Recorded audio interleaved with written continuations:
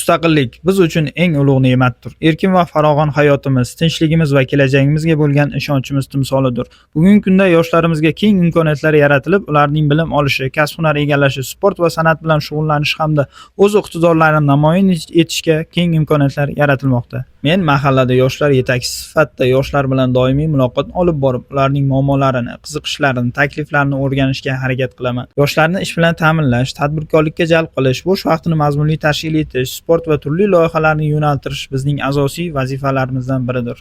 Bugungi tinch va osuda hayotimizni qadriga yetib, yurtimiz taraqqiyotiga o'z hissamizni qo'shishimiz kerak. Ishonamanki, biz yoshlar o'z bilimiz, mehnatimiz va tashabbuslarimiz bilan O'zbekistonimizni yanada yuksaltirishga munosib hissamizni qo'shamiz deb o'ylayman. Shu fursatdan foydalanib, barcha yurtdoshlarimizni, ayniqsa mahallamiz yoshlari mustaqilligimizning 35 yilligi bilan yana bir bor samimiy muborakbod etaman. Yurtimiz tinch, osmonimiz musaffo, mustaqilligimiz abadiy bo'lsin.